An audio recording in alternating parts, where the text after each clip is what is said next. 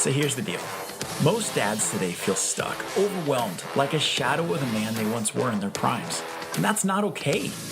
We're taking back the dad flag and creating a movement of men who will be strong. Strong leaders for their family, strong physically for their health, strong mentally for their careers, and strong internally for a balanced life. We are Dadstrong, and this podcast is for you.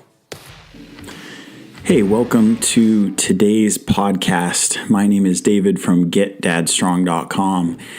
And today I want to bring you a conversation and more of actually a discussion around some really difficult topics.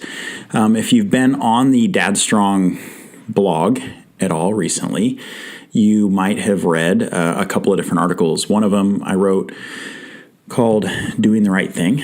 Does it even matter? And the other one I wrote about a tango with taboo. So I want to talk about that first article real quick. That first article has gotten a bit of attention from some local business leaders and some others, and I think it has to do, with their feedback. There is something unique in that article that they don't see very often, and that thing is honesty and openness. And I didn't really think much of it when I wrote it. It was more of something where I just had to get this off my chest. Have you ever been there? Like where you feel something kind of burning inside of you and you just have to get it out. You just have to talk about it. And that's what this was. It was the story of my wife and I and family over the last couple of years. Actually, probably started at the end of 2015 when I got fired from the job I'd been working in. I'd moved across the country for, and that company picked up and moved from where we were living out to Pennsylvania, invited us along, and within right about a month before it was time to depart, I was fired and several other people left at that same time. It was kind of a mess. Then I went out and started doing some consulting on my own after that because I had no clue what I was going to do. And we were in a super small town. So I was like, what am I going to do for work here?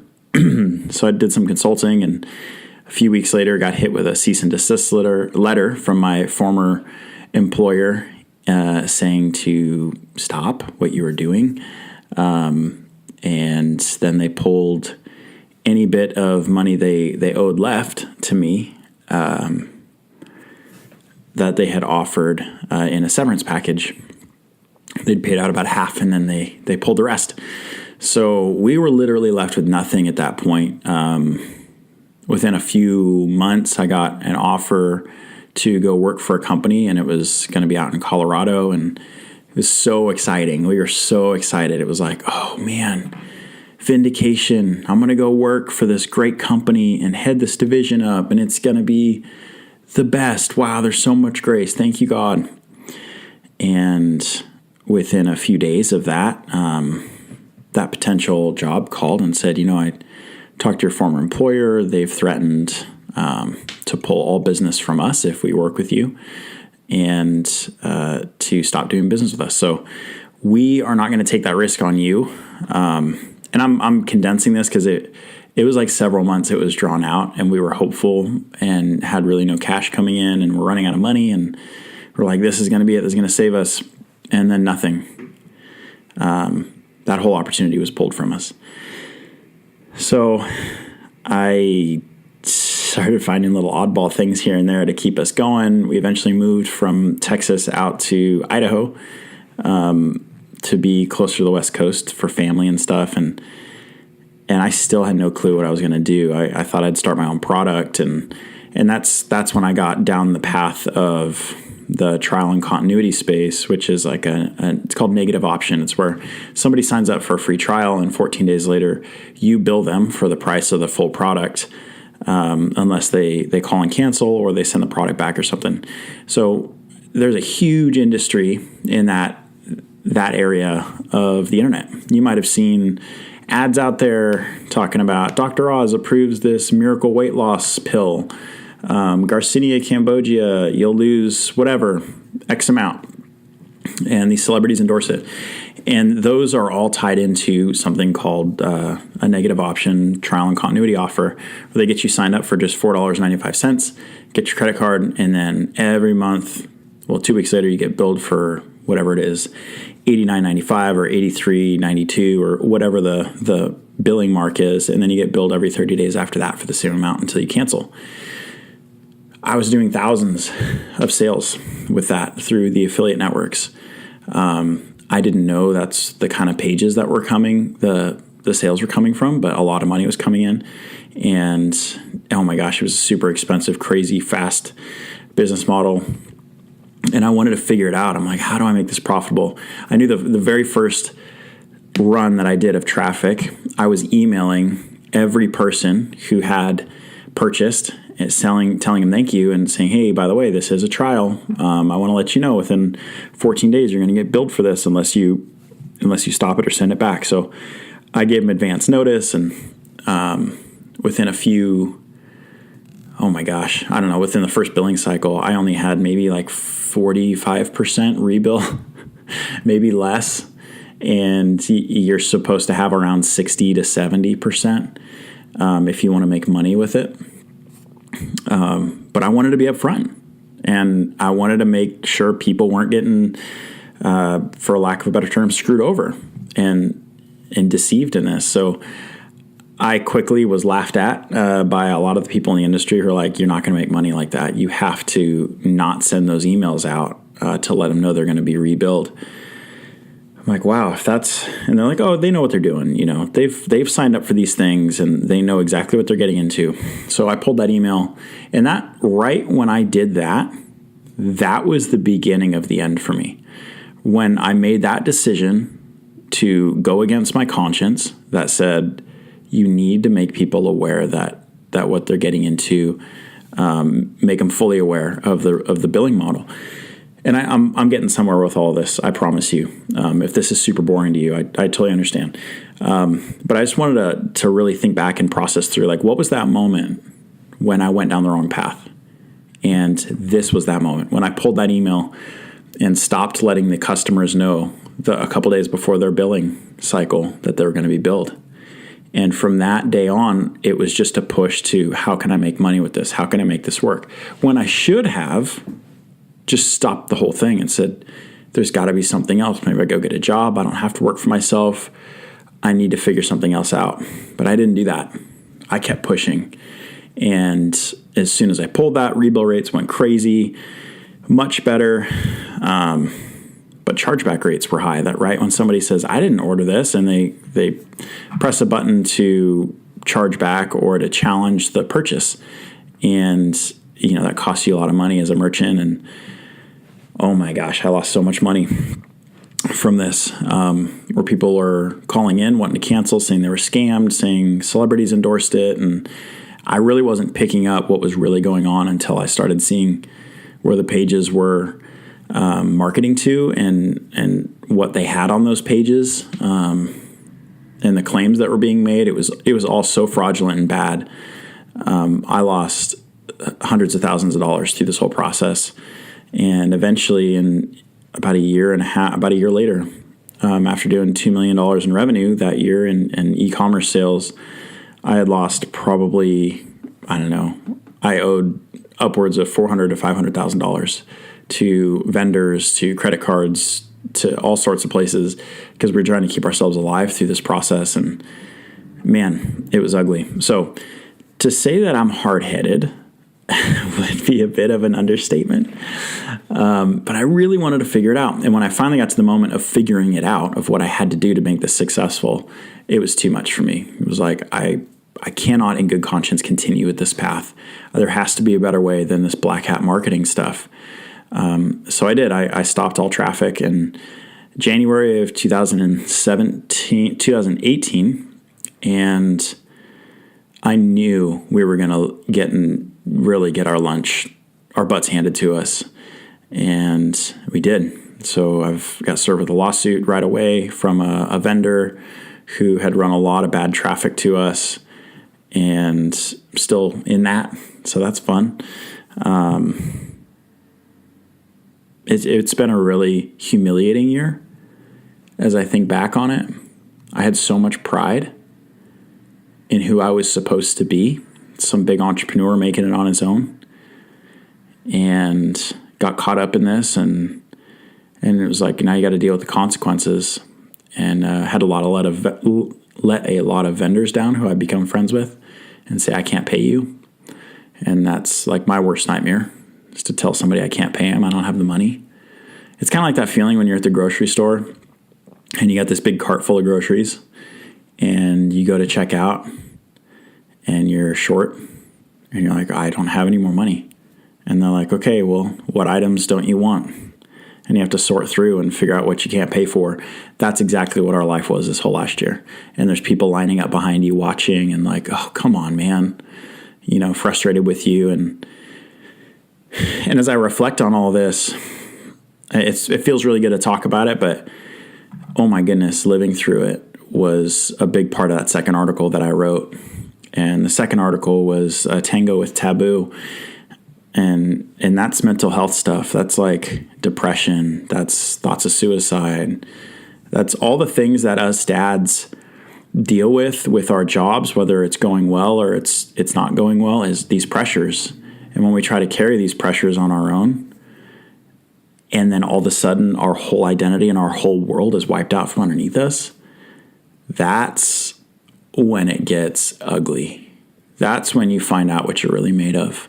I think of when I was wrestling, I had a coach who was a Marine drill instructor.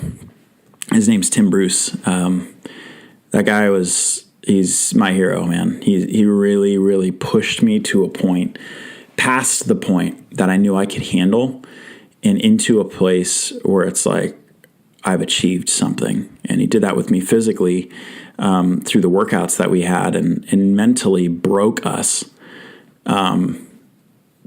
to get us to accomplish something bigger than what we ever could have. And so there was this mental endurance worked into me through the process as an athlete, as a wrestler, to push hard even when there's, in wrestling, a few seconds left in the third round and you're down by 3 points and you have to do something and you physically don't want to, but mentally you have to stay tough. And that's what I had to do this past year. And even right now, we're not out of this by any means. We're financially destitute and in a horrible situation. And right on the, we're filing Chapter 7 bankruptcy, and just words I never ever thought I'd be saying. Thoroughly humbled on the financial side of things and on the entrepreneur side of things. So we're in a really nasty spot. So I'm at that point where it's like, physically, when you're working out or you're competing, you've hit the wall and now you've pressed through it. And I feel like I've pressed through it for several months, but still I'm not seeing the progress to get ourselves out of this. And it's here. I'm just past the point of exhaustion. And I tie that in with the mental health stuff, because if I didn't know who I was, I probably would have committed suicide at this point. I heard those voices very clearly as I've been crying out for help, and I feel like a lobster in the water, right? And it's getting cranked up, it's getting turned up, and it's like I'm screaming and I'm underwater, and I felt so alone through this process. I'm thankful for my brother and friends and people that I've been able to call and just sit in silence with, as it's almost like my ears are ringing from a grenade going off. And but when I'm not on the phone with those people and I'm alone with my thoughts, that's when you start to hear the voices. That's when you start to hear things that want to take your life, that want to get me down the path of go get your mind off this. Go look at pornography. Go have another drink. You need to get drunk. That'll loosen you up. You deserve it. You've had a hard week, right? Has anybody else heard those voices? Has anybody else felt that draw to want to go run in a different direction? that's what I was feeling. I heard that voice of, you'd be better off dead right now. Your family would be better off with a life insurance policy that you have. And fortunately, I have a foundation inside of me. I know who I am. And when I say that, it's not that I know my own name. It's that I know that my life is not my own. That I am on this earth for a reason much bigger than short-term financial gain, than my name in the paper or my name in lights or anything like that. I know that my God loves me and that he has pulled me out of darkness and set me into a place of light so that I can live and love my family and love the people around me and be an example of what it means to stay strong. Doesn't mean I don't cry out for help and ask people for help. It just means mentally I'm not going down that path. So there was a point last year, towards the end of October, where I just felt like I just always wanted to have another drink. And then I would get excited to go have a drink. And I'd wait till I'd be excited for the kids to be down because then I could pour myself a drink. And I stopped the drinking for a season because I knew this is not okay. My body's drawn to this and it needs it right now.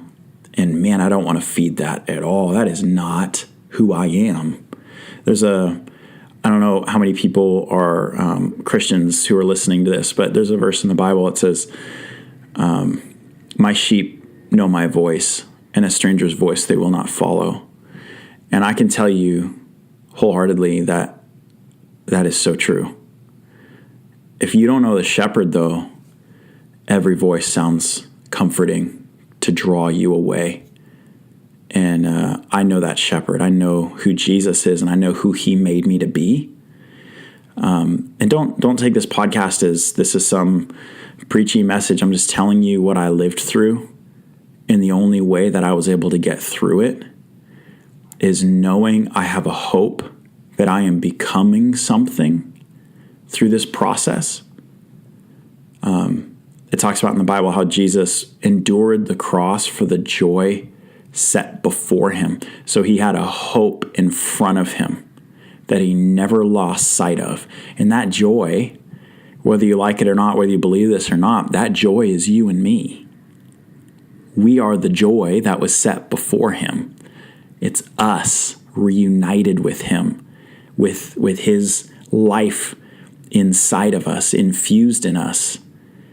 And when his life is in us, we get to love people and we get to love our kids and we get to unselfishly love our wives and lay our lives down for her.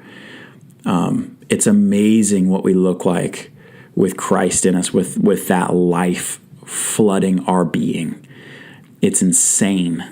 And I will tell you, that is the thing that anchored my soul and did not let me fall into the depths of darkness. Because, man, it felt like a tractor beam pulling me.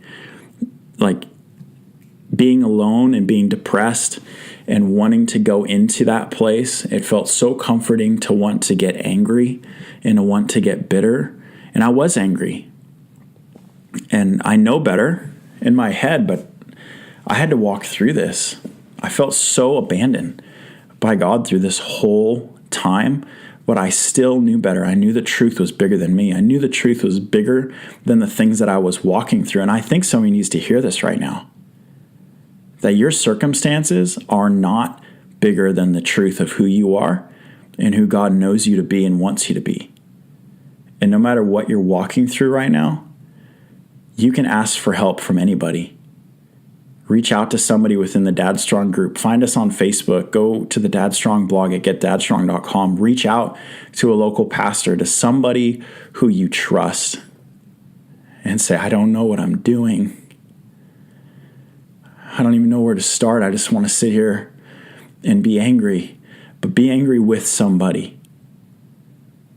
I promise you it'll help. I just had coffee today with some friends and sat down with a brother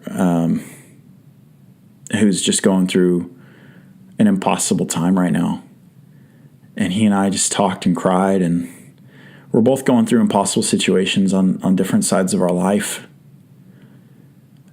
But we drew strength from each other in one way. It's that hope. And we looked at each other, and I looked at him, and I just said, hey, man, you're becoming something powerful through this process. This fire is forging you into something bigger than you could have ever imagined yourself to be, and better. And you're going to impact more people because of this. And I'm excited to be on this journey with you. And I'll say that to anybody who's listening right now, who's going through something hard. The fire can either melt you or it can make you. And it's your choice what it's going to be. You either let this time of difficulty, of impossibility, become the story that you tell 20 years from now of why you were driven to be an alcoholic, or you let it be that defining moment that was like where your kids are talking about you and saying, man, my dad was faced with an impossible situation, and he drew closer to our mom, and he drew closer to his friends, and he didn't buckle. He didn't cave. He became a better man. And that's who I want to be. And as dads, that's our privilege, is to take the brunt of all this world has to throw at our families right now. Stand strong in the middle of it and become better through it, and become a lighthouse for our kids to look at, to become a safe place of refuge for our wives and for others who are going through hard times. I have such a compassion now for entrepreneurs who deal with mental health issues, because a lot of us do. The pressure that comes and falls on our shoulders when we take the size of risks that we take, it's immeasurable, especially when you have families who don't understand you. I'm a black sheep in my family. You know, everybody's got successful careers and steady jobs, and here I am jumping off cliffs without parachutes, and, you know, metaphorically speaking, with starting new ventures and being a serial entrepreneur.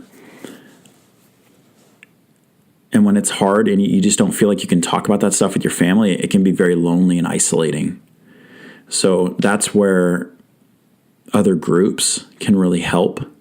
Like there's a group online with I don't know, 70,000 or so entrepreneurs that I posted my story in and just said, this is what I'm going through right now. Can you help me have perspective on this? And when we get perspective on things from other people who've been there, it really, really, really helps us.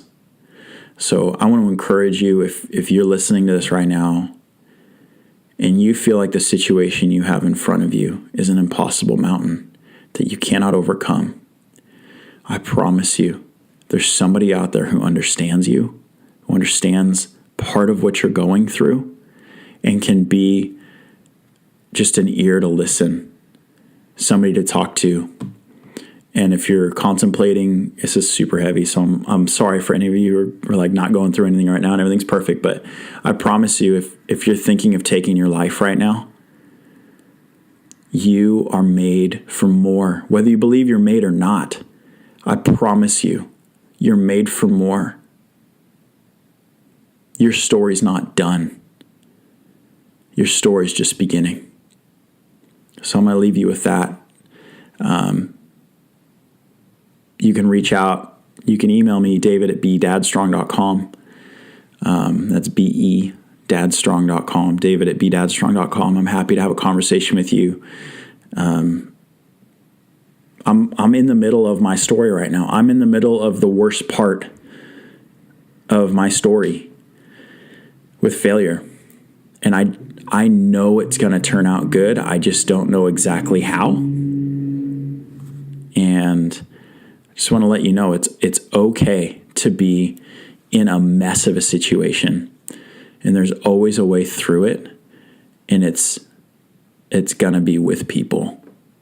It's going to be with a community who loves you and who can be there for you. So if Dadstrong needs to be that community for you, I highly encourage you to go join it.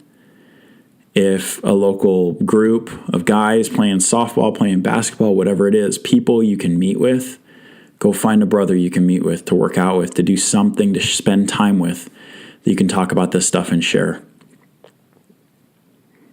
All right, I'm signing out for now. God bless you guys. I'm super, super blessed to have anybody even listen to this and be on this journey with you guys in Dadstrong. We'll chat soon. Thanks for listening to this podcast. I am so grateful you got to hear what we just went through.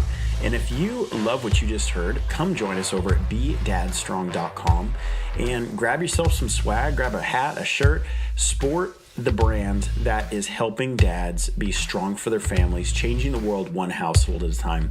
Thanks again for listening, and hope to see you over at BeDadstrong.com.